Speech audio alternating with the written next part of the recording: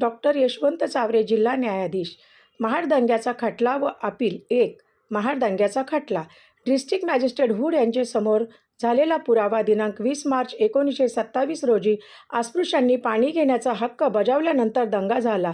सनातनी लोकांनी कुलाबा जिल्हा बहिष्कृत परिषदेस आलेल्या प्रतिनिधींना मारहाण केली. एकूण 9 सनातनी सवर्ण लोकांविरुद्ध आरोपपत्र दाखल केले होते. त्या 9 आरोपींविरुद्ध डिस्ट्रिक्ट मॅजिस्ट्रेट हुड यांच्यासमोर खटला चालला. त्यातील पुरावा खालीलप्रमाणे. तारीख 20 मार्च 1927 रोजी महाड येथे अस्पृश्यांमध्ये जो दंगा झाला त्या संबंधाच्या खटल्याच्या चौकशीला सोमवार तारीख 6 जून रोजी मॅजिस्ट्रेट मेहरबान हुड साहेब यांच्यापुढे अलिबाग येथे सुरुवात झाली. या खटल्यातील फिर्यादी महाडचे फौजदार शंकरराव साळवी हे होते.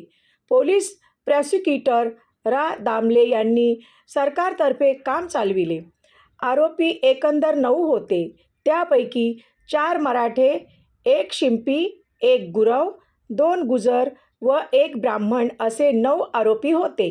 त्या आरोपींनी इंडियन पिनल कोडच्या 145, 147, 149, 323, 451 या कलमाखाली गुन्हा केलेला होता.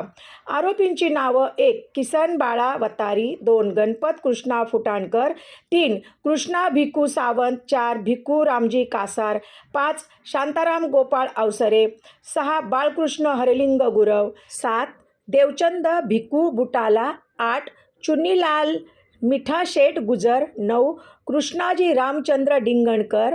आरोपी नंबर 1 ते 5 यांच्यातर्फे महाडचे पिंगळे, नंबर 7 तर्फे वामनराव जोशी, नंबर 6 तर्फे दत्तोपंत वैद्य, नंबर 8 तर्फे अलिबागचे अण्णासाहेब मनेरीकर व ढबू आणि पेणचे आप्पासाहेब फणसे व नंबर 9 तर्फे रोह्याचे गोपाळराव भाटे या वकिलांनी बचावाचे काम पाहिले. दिवस पहिला दिनांक 6 जून 1927. या दिवशी फिर्यादीसुद्धा 5 साक्षीदारांची सरतपासणी झाली. सर्व साक्षीदारांची सरतपासणी आटपून चार्ज ठेवल्यानंतर त्यांची उलट तपासणी करण्याची इच्छा आरोपींच्या वकिलांनी दर्शविल्यावरून कोर्टाने त्यास तसे करण्याची परवानगी दिली. महत्त्वाच्या साक्षीचा गोषवारा पुढे दिला आहे. साक्षीदार नंबर 1 शंकरराव साळवी, फौजदार यांचा सरतपास.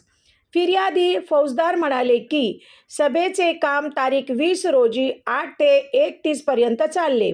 नंतर चौदार तळ्यावर पाणी पिऊन अस्पृश्य लोक जेवणांचे मंडपाकडे गेले. वीरेश्वराचे देवळासमोरील तळ्यावरच्या गाडी तळात हा मंडप होता. 2:30-3 चे सुमारास बाळकृष्ण गुरव याने बोंब केली की महार लोक वीरेश्वराचे तळ्यात शिरत आहेत व देवळात शिरणार आहेत, तरी लोकांनी देवळात चलावे. ही बोंब ऐकून मी देवळात गेलो. तेथे 10-15 मंडळी होती. महार नव्हते. मी लोकांना घरी जाण्यास सांगितले. तेव्हा धारप वकील म्हणाले की डॉक्टर आंबेडकरांना भेटा व महार लोक देवळात जाणार नाही असे त्यांच्याकडून लोकांना आश्वासन द्या, म्हणजे लोक जातील. मी डॉक्टर आंबेडकरांकडे गेलो व त्यांचे आश्वासन आणले. त्यावेळी देवळात 1000 लोक असतील. मी देऊळ खाली. उर्वरित इतिहास पुढील भागात.